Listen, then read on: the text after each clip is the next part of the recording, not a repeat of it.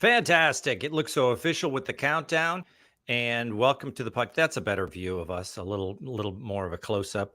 I'm Tom Shalhoub. This is How to Be Tom Shalhoub. And we are with Tim. I want to make sure I pronounce your last name right. Cochrane. I've been saying Cochrane, or do you say Cochrane? No, it's Cochrane, like Cochrane. Johnny, only different. Yeah. So Tim, or some people call him TC. I was introduced to Tim through my producer, Andrea. And why don't we start by that? You guys work together at something called American Corporate Partners, Tim. And I want to kind of go over what that is because they do good work. It's incredible, Tom. Honestly, it's big brothers, big sisters to the military.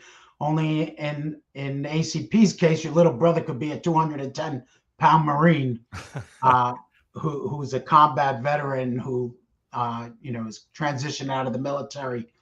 And one of the biggest, probably number one thing that veterans are up against as they come out of the military is how do they translate what they did in the military into a great career? And that's where ACP stands above and beyond by connecting to somebody. They give you a mentor who's got 6-7 years experience in the career path you think you want to pursue. And then that person is there to help you everything from make referrals to get your resume straightened out, to really give you that guidance so that you can, it's bad enough you show up with this horrible Brooklyn accent, but we still speak militaryese when we come out of the military. So even that alone, just being able to talk your way through an interview is important. That's what ACP does. Yeah. So ACP is essentially a mentoring program. When I was trying to start my own business back in the 80s, and I contacted the SBA, the Small Business Administration, and they have counselors that they will match you up with. And in my case, it was this old guy who was like worked in the clothing business or something. But you get together and you have meetings and you basically talk about how to start a business plan and things like that. And it was very valuable for me to have that, even though he was like an old guy, he didn't really understand my business, but it was good to have those sessions to kind of give you the confidence and the guidance to kind of get into the business world. So what you guys are doing is you're partnering with corporations, right? And are the corporations just doing it because they want to be like a do-gooder, or are they looking for like employees? I mean, do they want to hire these people to work at their companies? Yeah, I think it's a combination, right? It's one way for them to have their people professionally and personally grow, right? So they look at it from that perspective. But nobody knows better who fits General Motors than a General Motors employee. So they have them come on board, and depending on what that mentor's background is, right? It could be somebody on the line at General Motors. It could be the CFO. It's a broad sector of the company that comes in to mentor these men and women. And the dream is that not only do they talk to them and help guide that process, but maybe they do hire them. And that's the whole thing, right? Because culture is a big part of what veterans are up against as they come out. When you get to corporate America, everybody's thinking outside the box. Well, that's not the way it is in the Marine Corps. You're tasked with a role, and you do that to the best of your ability with the people around you, and it's just a different mindset. What would you say are like you said, they know how to follow orders. They're great at getting a task done. So what are the biggest challenges somebody who was in the military who gets into the corporate world? What are the biggest stumbling blocks, you think? I think culture is number one, right? So it's that perspective of, when I went in the Marine Corps, people were saying, that he's brainwashed. No, I'm not brainwashed. I'm a highly trained, effective individual who is, what you're getting trained for in the Marines is to go off to war. Right? It's not sit on the side. Now you go into corporate America, and just the way folks are speaking and so on and so forth, it's not that regimented lifestyle that you've just spent maybe 10, 20 years in the military as, or even 4. So that is a big part of it. When I got to the New York Stock Exchange in 1985, right out of the Marine Corps, I was lost. Who's works at, who's has a Princeton degree or a Wharton's degree, whose great-great-grandfather came off the Mayflower. I didn't fit in. and I wound up going and joining a cavalry unit over in Staten Island because I was looking for that camaraderie again, that uniform, having a weapon at my side. I mean, all those things, that you were trained to do. And, the thing about the New York Stock Exchange, where I was blessed to line up, is we had a bit of a Marine Corps mafia there, which were men and women who had served also, and they were there to put their arm around you and say, all right, calm down, Junior. We're going to help you figure out how to do this. But your average soldier, sailor, Marine doesn't have that opportunity. Yeah. So, okay, let's do your whole story. You were in the Marine Corps. When did you start? What started your military service? So prior to the Marine Corps, I was the youngest assistant manager at 17 years old in the tri-state area for McDonald's, right? And I thought I'd made it, brother. This is it. And then one night, this handsome fella comes through the drive-thru and says, "What are you doing in this one-way loser job?" And I was like, "Who the hell are you talking to? I'm assistant manager." Yeah. And he said, "How about I buy you a beer?" Well, that Marine Corps recruiter had me take a test, and 3 days later, I had a hand in the air up in Syracuse, and because that was my best option at that point. I took the ASVAB test, and it said, that I was going to be able to get an electronics career. And so I went in the Marine Corps, and I got great training. And from there, they sent me to Guantanamo Bay, Cuba. And I spent most of my career in Guantanamo in the minefields working with mine detectors, which, nobody signs up to be the mine detector repairman. Trust me, Tom. Well, so wait a minute. You're in Guantanamo. Why are there mines in Guantanamo? Guantanamo Bay and North and South Korea are the only active minefields in the world that the U.S. military actually take care of. They are called NATO minefields. And so we maintain those minefields still because of the relationships, obviously, in Cuba. Guantanamo is placed there, and the Cubans didn't want us there, but the lease that we had with the Cuban government stated that we both had to agree that we would leave. And obviously, we were never leaving. So we had a minefield that separated us and the Cuban populace. And that's where, like, you see a few good men and they're on the fence line. Yeah. Well, there's actually that fence, and then there's a minefield in front of it. So that's what we maintained. What did you think of that portrayal in A Few Good Men? Because you were talking about, the mindset of, guys in the Marines. In that portrayal, you had these kind of poor guys who were like, they would do anything that Colonel, whatever his name was there, Jack Nicholson. And so they were like, by sheer force, the commander tells them to do the code red. They're going to do the code red. Was that an accurate kind of description of with these guys? Are they under the spell of the colonel in that way that they would do wrong? They would commit a wrong just because the guy told them to? I don't think it's under the spell of anyone, to be honest, Tom. I think what comes down to when you join the Marine Corps or the military as a whole or special opportunities, are they going to beat the living hell out of somebody?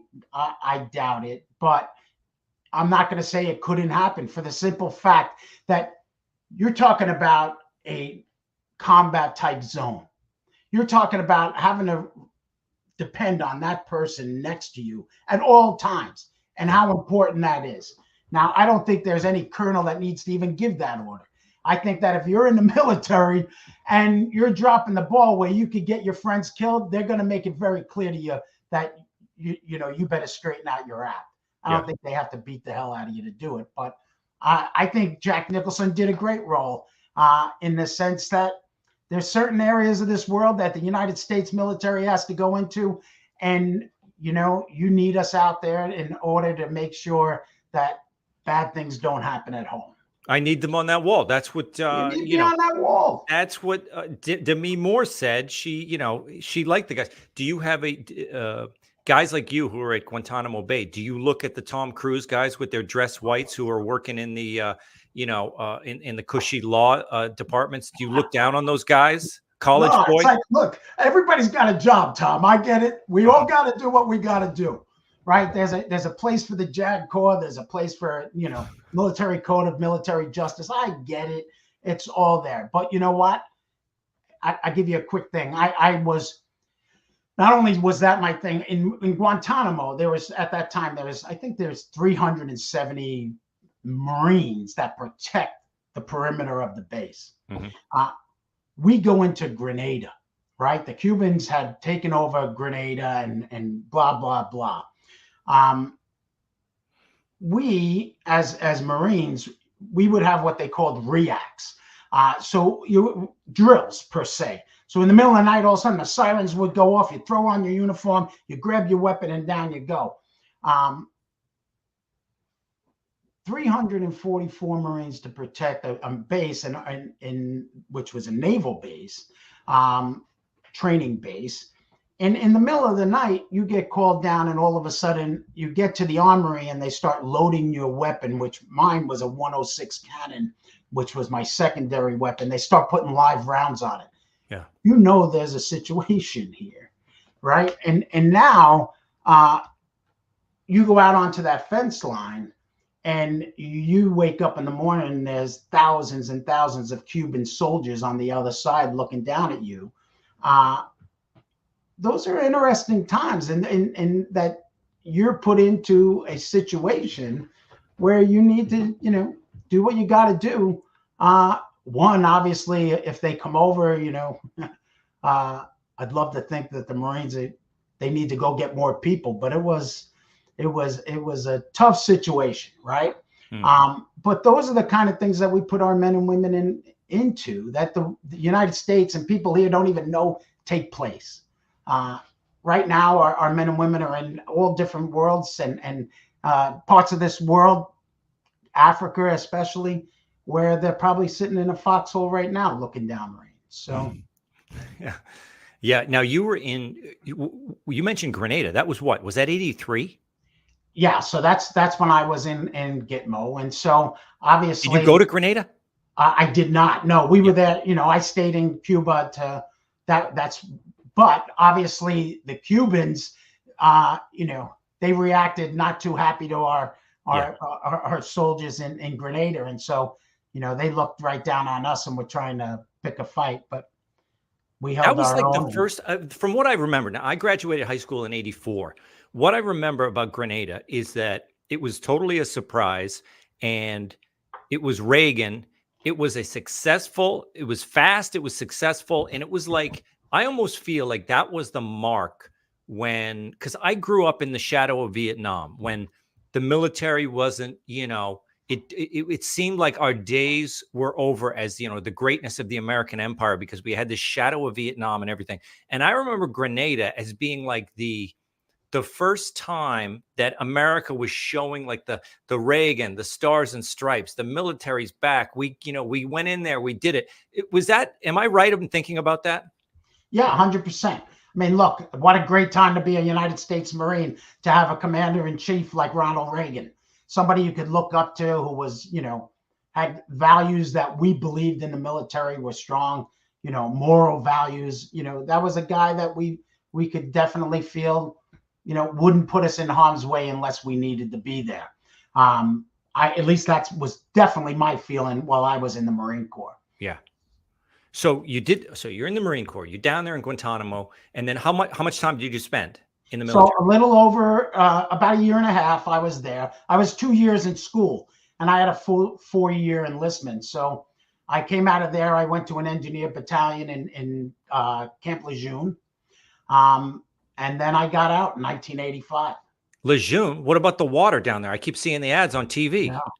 I mean, so you were down there when, there was bad water for years, right? Yeah, I literally get an email a day from folks wanting to, it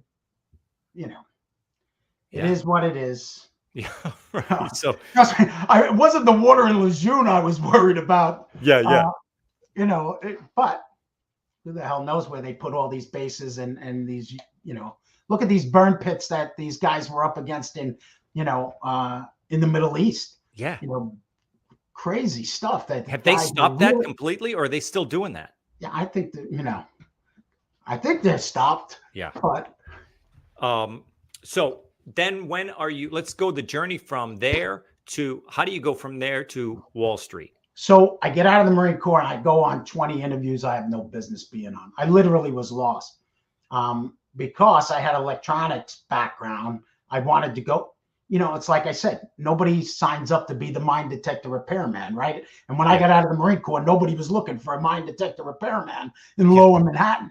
So what and that came out of the electronics thing. You went in there and tested. After you were at McDonald's and the guy brought you in for your test, you got a very high score on the electronics thing. And they said, oh, he's good for electronics, right?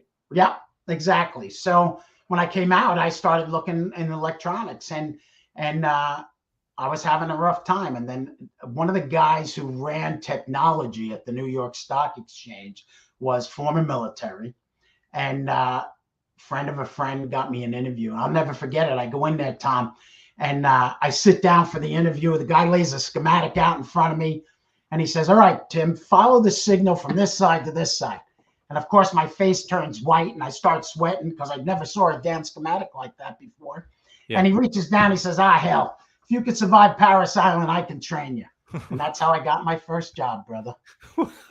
What was on the schematic? What are you following from one side to the other? Just everything from diodes and capacitors. And oh, yeah. But hell, I only used one equipment in the military, which was mine detectors, were the only things I ever worked on, even though, I had gone to school for other things. So I was, and the good thing is that the technology that the exchange used, I went to the floor to fix ticker tape machines. And that's how I got my first job. I fixed the old, you see the going across the tape. Yeah. Well, back in the day, they had a machine where as they're trading and they're screaming and yelling and everything else, there's a guy recording every trade, sticking it in the machine. Yeah, and they had the tape, pieces of tape all over the floor, right? Right.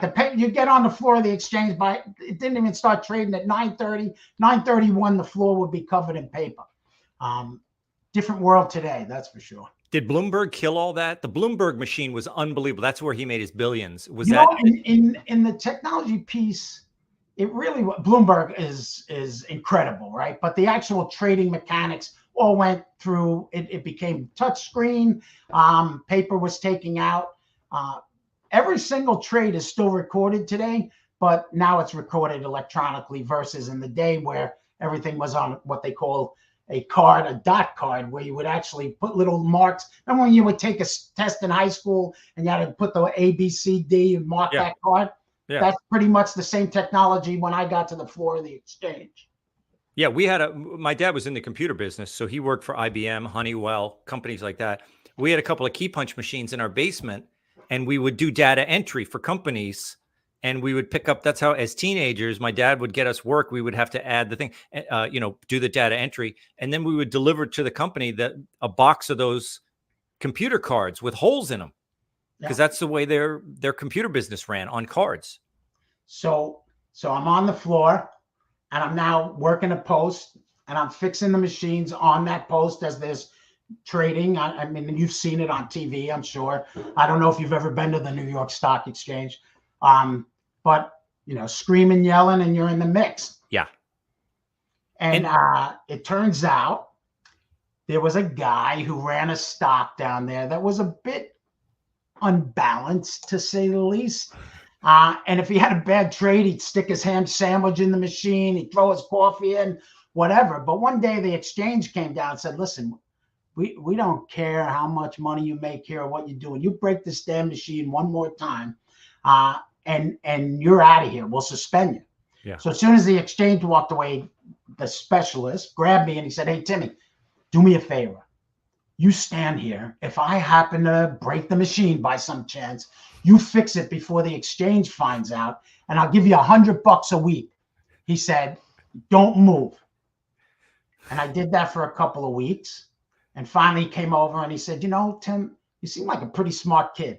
How about I save $100, I make you my clerk, I teach you to trade, and you fix the damn machine at the same time if I have a problem with it. Wait, but isn't the problem with it he keeps like smashing it because he's angry? Yeah, and he kept smashing it, but now what a guy will do for $100 a week.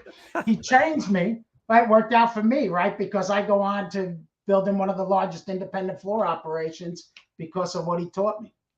Yeah. And what is that? What is an independent floor operations? You're one of the guys who's on the floor, and you were what? You're the go-between between Yeah, I the was a broker's broker. So I start out as a clerk. yeah. Um, every single back in the day, everything was called an open outcry system, right? So every single trade, you wanted to buy General Motors, you wanted to buy IBM, you had to get a broker, come into a trading crowd, make a bid, make an offer, trade it. It would be recorded, and out you go. I was working for a specialist firm which actually managed the stocks.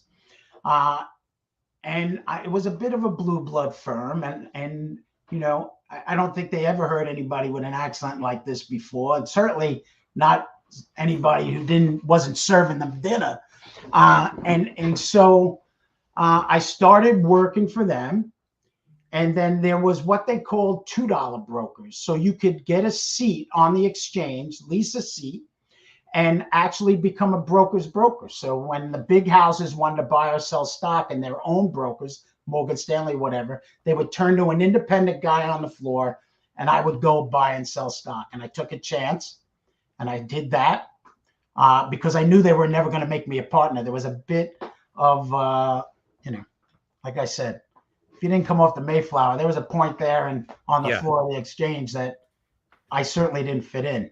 So those were the guys who would be in the, in the Wall Street Club with the leather chairs, talking at the end of the day about let's trading places. Oh, guys, right? Well, I was Eddie Murphy. Yeah, and that's what it was on the floor. I've never been down there. I've seen the old films and everything, and I've heard some stories about guys who are essentially blue collar guys who really made it on the floor because they were the guys who were screaming and yelling. You were the guy buy, sell, right? Exactly. That was me. I became a mechanic, right? I was when I tell the people about the exchange, think of it as a shopping mall that the storefronts where the actual stocks were traded were specialists. And then there were professional shoppers like me that brokers would actually call. You weren't dealing with the public. You were dealing with the big banks, the big hedge funds, pension funds, so on and so forth. So if they wanted to buy IBM, they would call me up as an independent. It was a bit of a beard. Nobody knew if the state of Florida would have called Tim Cochrane on the floor. I would go into the crowd and I would trade for them. And nobody knew who was buying and selling the stock. So I was an independent floor operator. I had a seat on the exchange that I wound up buying. And then with partners, we built one of the largest operations on the floor. It's unbelievable. So what happens if the guys, like you said, the state of Florida wants to buy something for their pension funds or something, and then they go to the white shoe guys or the blue blood firm, right? And then they have you, and you go and do the buy, right? But what happens if you made a buy and like essentially you're good for it because these guys are they got the money, right? But was there ever a case where it's like, you're like, you're buying like all this stuff and it's like, it's not your money. So. Yeah, people made mistakes, Tom. Trust me. I was part of what they called the Floor Members Emergency Fund. I was a member of that and I worked on the committee. It was kind of like a secondary thing. But people had errors, as they would say, take a buy order from the phone and go out and sell the stock. It was a chaotic environment. Yeah. And so you were responsible, but your word was your bond, Tom. That was one of the magics of the New York Stock Exchange.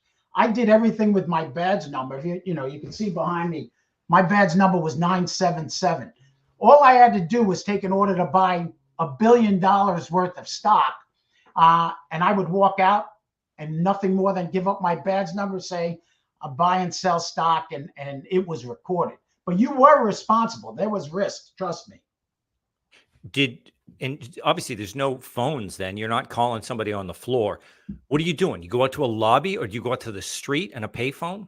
So the way the exchange is set up, around the outside perimeter was all the independent operations and the house brokers. So JP Morgan, Goldman Sachs, we all had booths around the outside. And then the brokers would leave the booths, go onto the floor. On the floor would be phone kiosks.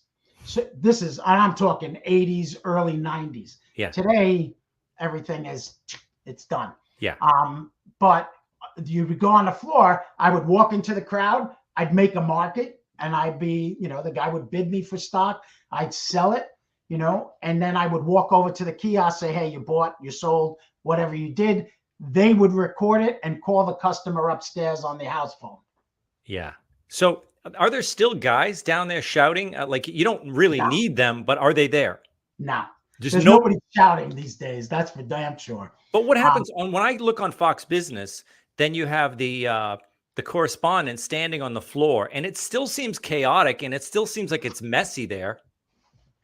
Well, a lot of it is. It's a lot of media down on the floor today. Yeah. There is still a place. Look, there is some tools that the brokers on the floor of the exchange still have that sets them apart. But by the all rights 2007, when they went to a hybrid market, which is when I pretty much took a back seat, it became electronic. And so the customer no longer didn't need to go to a broker. But there are times where a broker can go out into the crowd and get information that they're not going to get anywhere else from being on the floor of the exchange. So there's still a value add to the guys that are left. But I think when I was there, there were 4 rooms, 4,000 people. Today, there's 1 room, and it's probably 100 people. Did you ever kind of rub elbows with guys like, like Jordan Belfort, those kind of boiler room guys who were just like really on the edge of, or really doing illegal stuff? No, honestly, that's true. I don't doubt that they were out there because, obviously Jordan Belfort wasn't. But the New York Stock Exchange, and I know, people will say, well, you're an exchange guy. It was beyond reproach. I mean, it was one of those places that every single thing you did, you were a direct reflection of the New York Stock Exchange as a whole. So we took a lot of pride in having that word is our bond type of thing and how we did business. And like I said, we didn't deal with the public. So we weren't pushing anything. I was a directed broker, a broker's broker.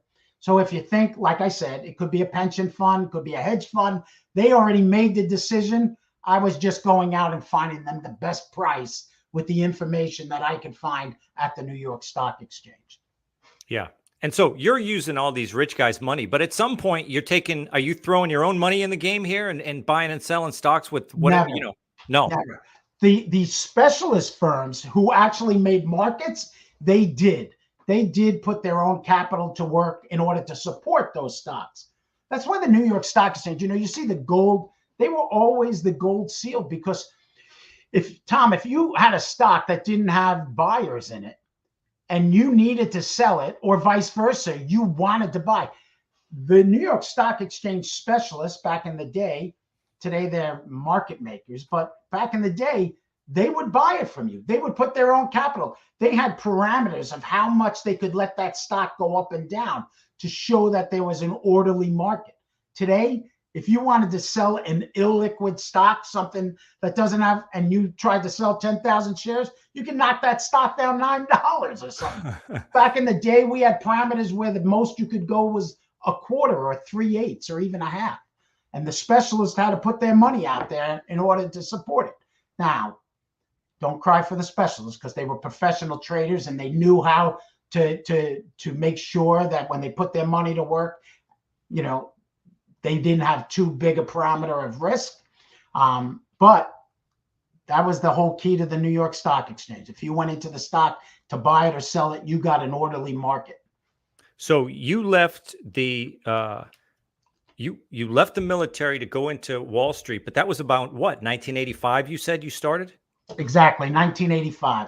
1985. So it's not too long away. What, a year and a half, 2 years before the big crash, right? Yeah, I lived through the crash of '87. Crash of '87 was absolute bedlam.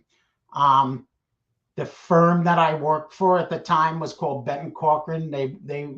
They pretty much went home scratching their head, praying they could open the next day because of that simple fact. As the stocks were coming in, these guys had to support them. And nobody dreamed they would keep coming and coming and coming. And even though they would sell into whenever they got bids, they lost their shirts across the board. Thank God the following day, a lot of them got out of the stocks, but a lot of companies that worked on the exchange were in dire straits. But why are you guys are like the guys on the floor? It's not their money, right? It's the rich guys getting hit, isn't it? Or no? Why would at that time, to some extent, it's if you wanted to, but at that time, I was still working for a specialist firm. I was a clerk at that point. So the house I was working in, Westinghouse, was the stock, and the machine, the machines were kicking out orders to sell stock. People were running in trying to sell stock. The poor specialist in front, who was, he had to make markets. So he would pick a price down $1. He would buy it with whatever buy interest, but he had to buy a big portion of that. And then another 80 people would walk in to sell. Now he'd have to drop it down. Now he's long all that stock. I mean, these guys, it was a scary, scary day. It was a scary couple of days. Why don't the rich guys, you always hear, oh, buy and hold, it's always coming back. You hear the rich guys talking about how, over time, don't worry, the stock market, the only reason, anyone loses money is when they panic. And yet when the crash happens, all these rich guys sell all their stuff. Like, what are they doing? Aren't they supposed to sit tight? Yeah. Well, a lot of that is on margin. They're buying with more money than they actually have. So they have got they have parameters that they have to sell. Mm-hmm.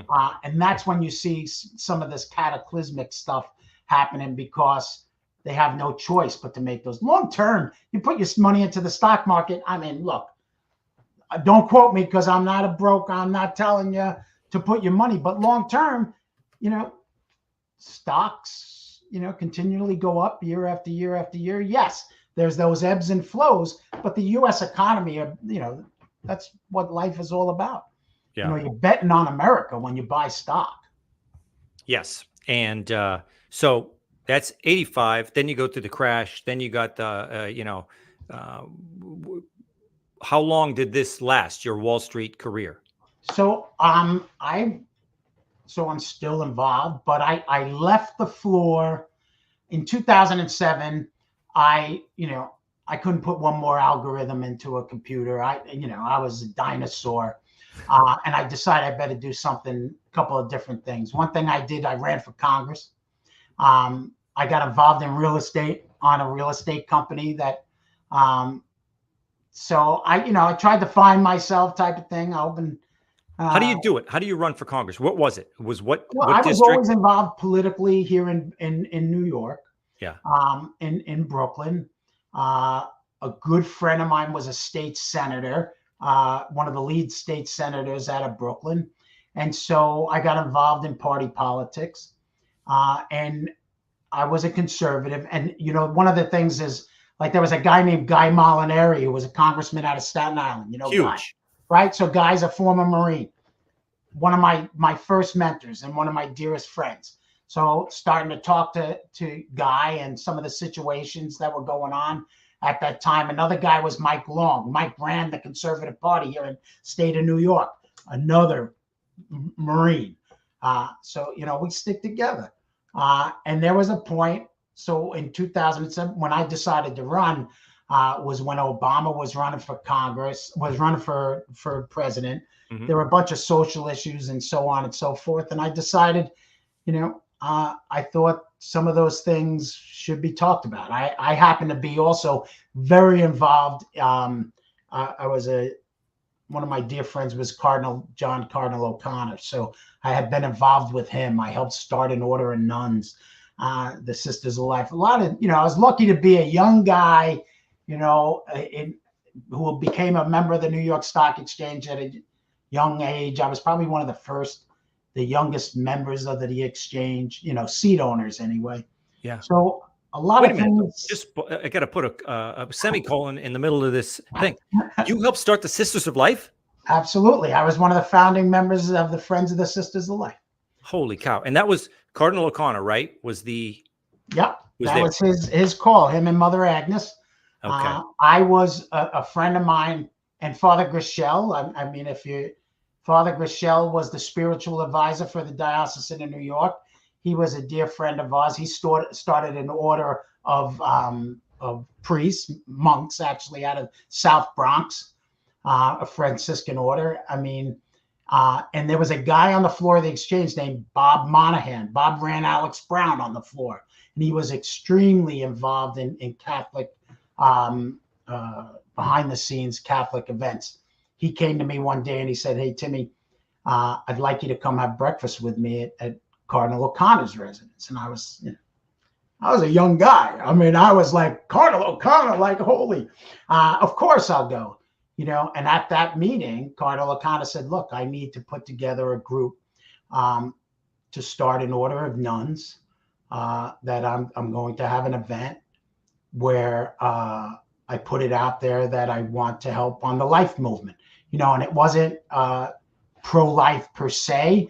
It was providing alternatives to women who decided they wanted to keep their children, right?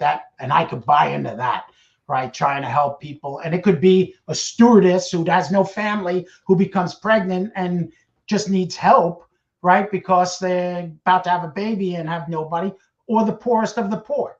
And so I got involved in that, and we had what we called the Friends of Sisters of Life, and we put together a group, started fundraising, and Mother Agnes became the first Reverend Mother, and away we went.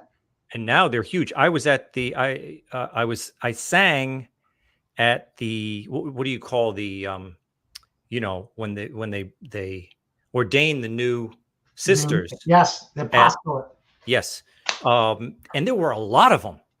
It's amazing, right? Yeah. Well, I was there when there was 3.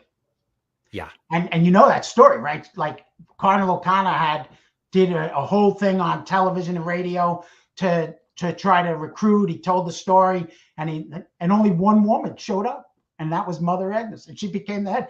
I think she was a professor out of Princeton or some damn thing, and the two of them set it out, and look at it today. It's incredible. It's huge. Yeah.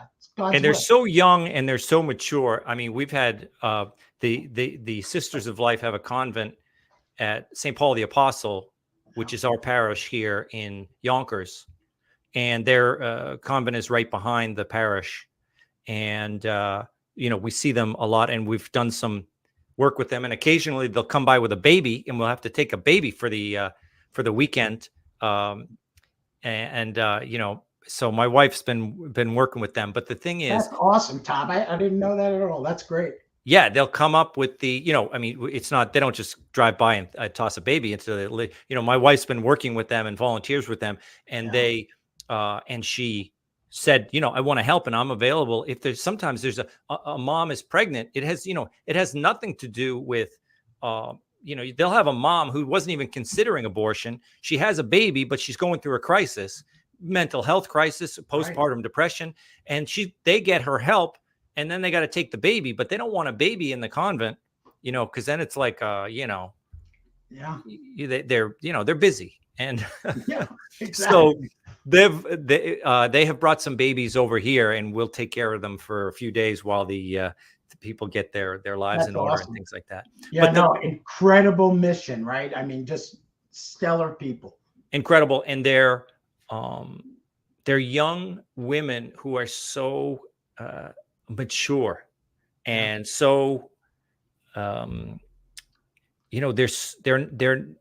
no stress, like there's no stress at all. They just are so like they are ready to roll with it. They put you at ease right when you see them, Yeah, my kids grew up with the sister. I have 3 sons, and you talk about interesting characters, but 3 sons and a daughter, and they grew up with the sisters.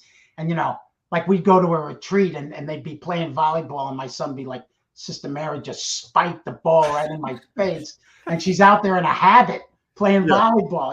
It's like, you gotta love it. You gotta love it. So Wall Street, 2007. Then you run for office. You lost, right? Hell yeah, conservative in New York City. What are you, out of your mind? Yeah. So what was the percentage? What It What was was like the my wife district? said to Mike Long. She said, Mike, does he have any chance of winning whatsoever? And Mike said, no, he doesn't have a chance in hell. She said, okay, he can do it. Yeah, exactly. Yeah. What would she have done if you won? But Yeah, what was no. it? Was it like 70-30 or what? Yeah, no, And I what got district? 3% of the vote as a conservative, you know. Oh, okay. But Where? What district? and that's the 10 here, Brooklyn and Staten Island. So the Yeah. old Vito Fasella was the seat, who's now the borough president out there. But Yeah. yeah, no, it was, and I enjoyed it. I really did, Tom. Maybe someday again, I'd like to do it again because I really understand the need to have folks on the Hill who, have a broad, and it was funny when I ran, we did our first debate, and the guy who won is a guy named Mike McMahon. He's the district attorney in Staten Island now. He's a genuinely really good guy, and The guy who beat you. what's that? The guy who beat you. Yeah. No, he's a good man. Mike Mhm. McMahon's a good man. But it was like I had nothing to lose. I think the article in the Staten Island Advance was Cochrane throws the first punch and lands. Yeah, because I could say anything. Nobody was gonna, it shot at winning, and there was so much craziness at that time. So. But did he like debate you in front of a crowd? No, they wouldn't. And any questions that came up, they wouldn't even look at me. They were just like, because it was like that guy. Anything you say at that point, you're just going to get yourself in trouble. So, but we became friends, and look, you put yourself out there. There's some real cuckoo birds, it, and I know it, like have no business whatsoever. But there's also, take the politics aside, the Democrats, the Republicans. There's some really genuine, wonderful people out there trying to make a difference. Mike McMahon's one of them. That's great. And there's a woman. I went to the train station here in Westchester the other day. There's a woman, a Democrat running, and I just was gonna like say hi to her, but I'm thinking I'm not gonna vote for her. She's a Democrat. But she said, "Hey, I used to work for Judge Janine when she was DA," and I said, "Oh, you did? Okay." So I took her stuff, and I went to Judge Janine at Fox, and I mentioned the woman, and she said, "Oh, she used to work for me. She's great. Now she's a Democrat, but Janine trusts her, so maybe I'll send my vote over there." And listen, that's the way we got to be thinking. And now look, you're talking to somebody who's a veterans advocate. At the end of the day, I don't care what hat they're wearing. I care about the good of our country, and I was able to separate myself from all my political aspirations and thoughts to be able to help those men and women and not be seen as somebody who, took a political route versus trying to help those people who served our country. Yeah. And, okay. So you run for office, you lose. Then what do you do? So I worked on a real estate company for a while, and then I wound up going back to the floor. And I did that for a little bit. And I was running a type of business. I won't even go into it, but it made me find ACP. And I thought that ACP, when I looked at it, and at the time they had about 50 Fortune 500 type companies that were providing the mentors for transition and veterans. Mm-hmm. And I thought, geez, if this guy who runs this thing has relationships with these folks, I could figure out a really great way for them to raise a ton of money to help the veterans. I call him up. He says, look, Timmy, that sounds like a great way to raise money, but I need somebody to help me grow the organization. And so I went in there and I became president of what they called the Citizens Program. But I wound up taking that organization and adding over 50 Fortune 500 companies, and really building an ecosystem of all the nonprofit space, everything from government organizations like the VA and Department of Labor, to get a pipeline of veterans going in there so that they could get mentors, because it's literally life-changing to have somebody put their arm around you and guide you as you come out of the military. Yeah. So American Corporate Partners is the thing we were talking about when we very first started the podcast, and that's the mentorship program. But did you ever wonder why the military why weren't they doing this on their own? Why doesn't the military have a program like this? Well, look, first of all, Tom, I don't have to tell you, you have I get it, right? They have a program. They train. Here's the first part. How stupid are we as a country that we spend trillions of dollars training these men and women, and then we give them a pat on the back and say, thank you for your service. Yeah. We could help them in different ways. But the other end of it is, if I worked for you and I came to you and said, Tom, I'm getting out. You'd say, hey, Timmy, look, I love you. You're doing great work. I'll give you more time off. I'll give you more money. And I said, Tom, listen, I love you too, but I got to go find my way. That's when the money stops. That's when, you're not going to commit capital to me, even no matter how much you appreciate what I did. And that's the case of the military.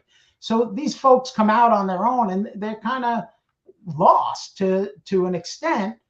Look, the guy who went to West Point and got a MBA from, wherever, gets a Harvard, he's going to get a great job.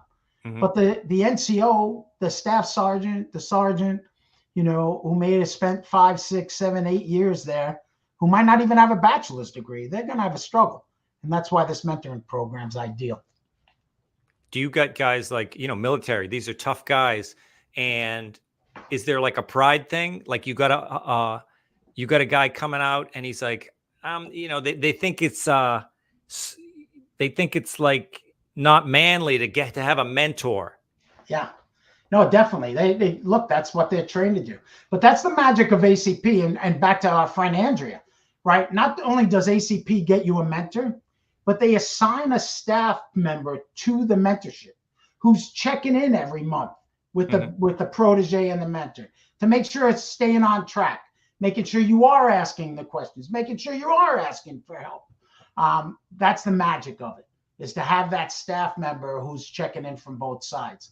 Because, you might have 1 or 2 calls with somebody and look, not everybody gets along either, right? It's not algorithms. They're not sending, they actually pair those people. Andrea busts her butt, making sure that she tries as best as she can to make sure that you get a good experience so that you wind up in a great job. So Andrea is kind of like, she's dealing one-on-one with these, she's not a mentor herself, but she's kind of managing the relationship with the military, ex-military guys and the mentors. Exactly. She actually they apply, the mentor applies, and then she goes into the computer and finds certain words and things that they have in common. There's an art to it, but it's not an algorithm. It's an actual person who goes in and checks and finds you a mentor that matches up for you. And look, 85% of all jobs in America last year were by direct referral. So if nothing else, you might get a referral out of it that gets you into, your resume to the top of the list. Yeah. So you're nuts not to take advantage of it as you come out of the military. So that's what Andrea does there. What was your thing? It sounds like you were a guy were you going out and finding companies like, hey, what do you do? Do you cold call a company? Tell me like a company that you track down and you pitch them on. Catch my act. I would go on the floor of the exchange when I would ring the bell. So I still had my firm. I never sold my firm when I left. So I still had access to the exchange. So a lot of those companies, a CEO would be in front of CNBC, ring the bell, they'd come off there and I'd walk up, hey, congratulations. I'm Tim Cochrane. I'm a United States Marine. By the way, what does Emerson do for veterans? I'd love to tell you about this great program where your people can professionally and personally develop. And they'd be like, who the hell is this guy? But I mean, it's compelling, right? I mean, who's going to walk up in the middle of a crowd on the floor of the exchange and start telling you about Marines? Yeah. But you did it. That's how I get my success. And so there's always celebrities coming in there. Did you ever, wall to wall? Yeah. Wall to wall. Yeah, no, for years and years, we were blessed to have, conga line of celebs coming through, getting their pictures taken. And then you hit them up, tell them about the thing. Any dirt you want to spill? Anybody blow you off? Someone who's mean to you? No, some people are terrible, but it's very few and far between. Honestly, when it comes down to America, look, I think even like with ACP, 80+%, I don't remember the stats now, but never served. The mentors didn't serve. They see it as their way of giving back. People genuinely want to help somebody who went in the military. We all hear, when once somebody learns I was a Marine, usually they say, thank you for your service. And, I say, you were worth it. Thank you very much. And usually the next line is, I never served. I always wanted to serve, but my mother, my aunt, my brother, and I get it. I get it. So this is a great way for them to give back, Tom. Yeah. And as you just said that, I was thinking of something. I had a question there about about essentially you're an activist, right? You're a community activist. That's what I would call you, right? Yeah, no doubt. Today I work for Bancroft Capital. So I left ACP to go build a transition program for US Cyber Command. Yeah. That's a long story in itself, but I went in there because cyber professionals were leaving the military over 90% of the time, big investment in these folks, training them and so on and so forth. And they were going right into government contractors and such. And as you know, domestically, we are currently at war when it comes down to cybersecurity. And so General Nakasone at the time was thinking, how do I get, more people to stay in the military? Worst case scenario, maybe I can get them to go in the reserves. Half a Marine is better than no Marine, especially after I trained them for 3 years and spent a fortune on them. And then I need them to go to Bank of America, because I need them to get a job at the big corporates versus government contracts. So when they come back on their weekends, they can share what corporate America is doing in cybersecurity, and vice versa. And when they go back after their weekend at the NSA, they can tell Bank of America, hey, there's a new worm coming out of North Korea, and we better get our asses together and start being ready for it. So I helped build that over a course of a year. And I swore I was never coming back to Wall Street, but I'm now back at Bancroft Capital, because one of the things we have at Bancroft is a training program where our CEO, Cal Quinn, literally goes into the hospitals, find men and women who no more think they're going to be a greeter at a department store because of their disability.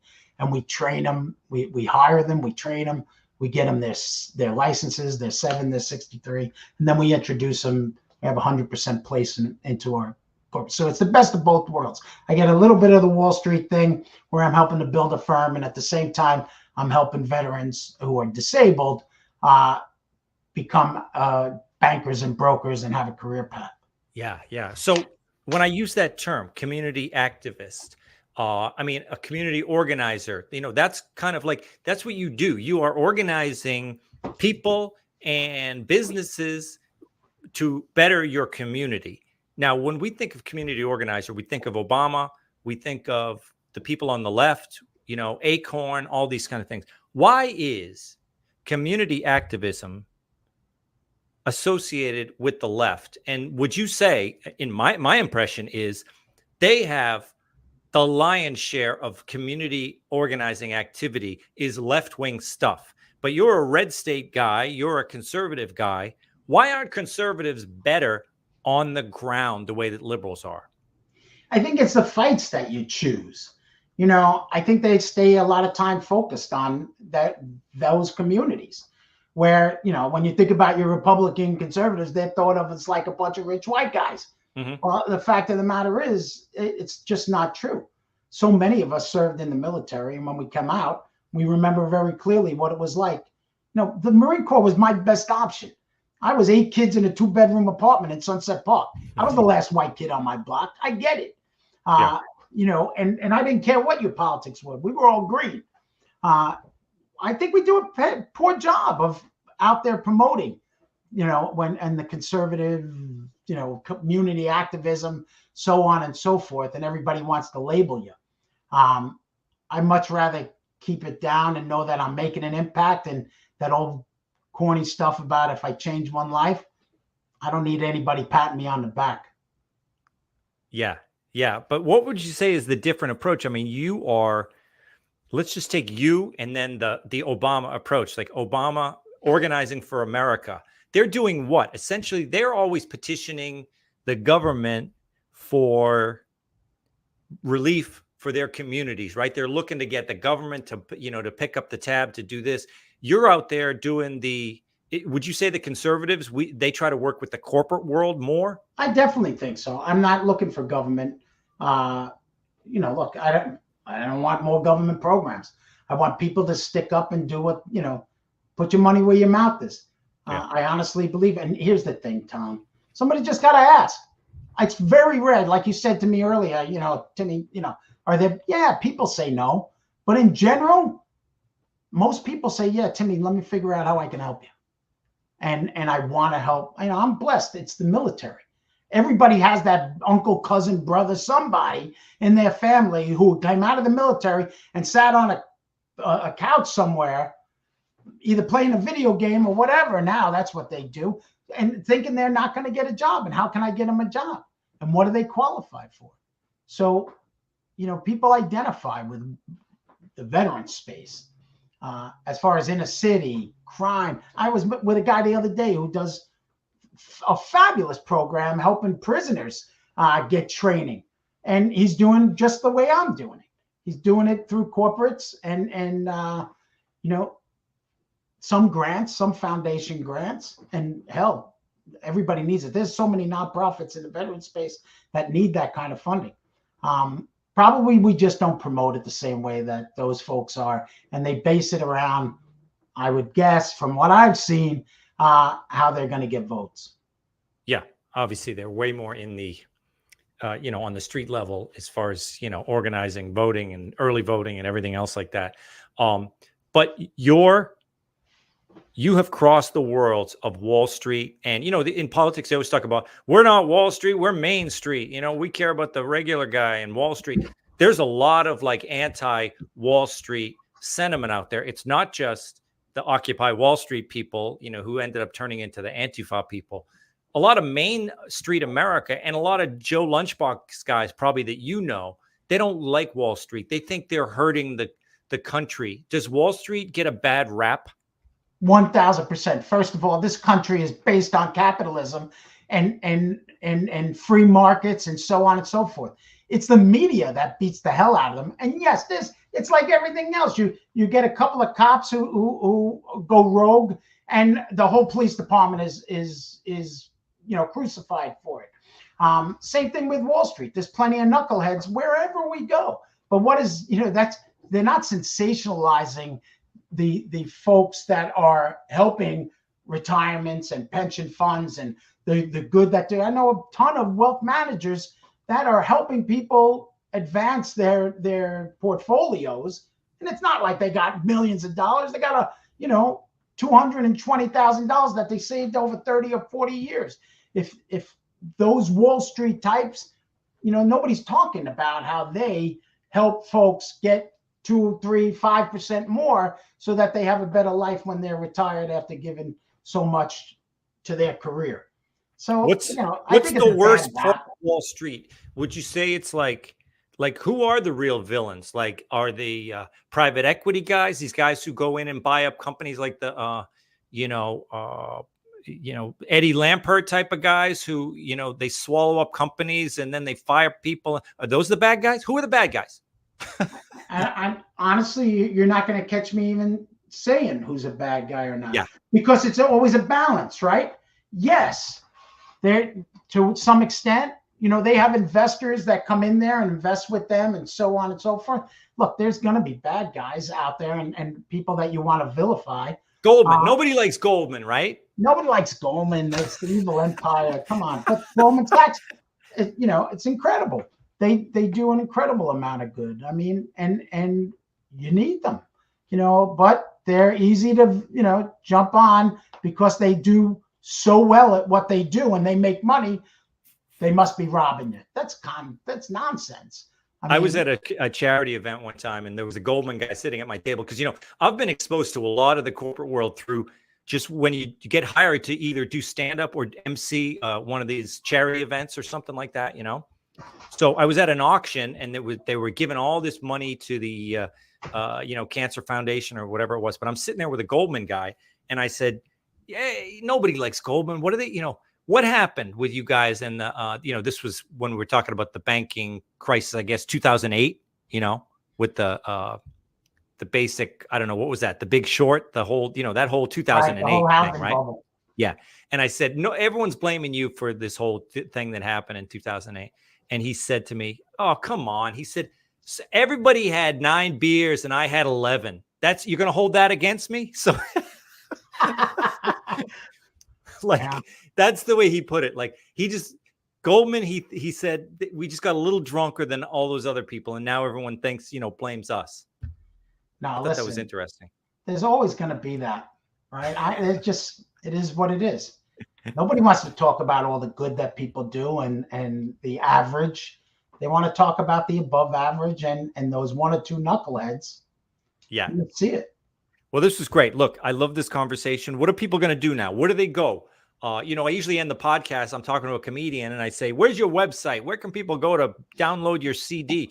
But with you, where can people go who are intrigued by American Corporate Partners, or any of this, any of the stuff you're doing, if somebody wants to get involved? Listen, if you have a big audience of treasurers, send them to Bancroft Capital, because I could use them to help us build the business. Because we come in, we're a service disabled veteran owned business, so we come in under the diversity bucket. We're seen as just like, and what I always say is, look, you want to help African Americans, Latinos, LGBTQ women, help a veteran owned organization, because we cover every base. Right. And they serve their nation. So, ACP, go to the website and become a mentor tomorrow. And if you're a veteran and you served post 9/11, get a mentor tomorrow. I don't care if you're 10 years into your career, build your network by having somebody help guide you. We all need somebody in this world.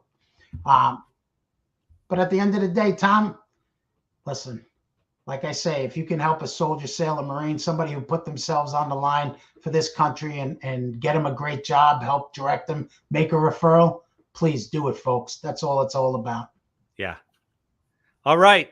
TC, great conversation. We should have invited Andrea in on this too, right? Yeah. Andrea, she's my producer. She books the people for my podcast, but I should do a whole episode with her. No doubt about it. That would be hilarious. Yeah. I get her humor. So it's like, how scary is that? I know, it's great. Well, I'm glad she's up on stage now. She used to always just be the comedy fan. Oh, no, I'm just here to watch the show, but now she's doing it. So it's great. Yeah, no, I'm so proud of her. It's great. All right, Tim Cochrane. Tom, thanks for being here. Thanks for having me. We'll talk to you soon.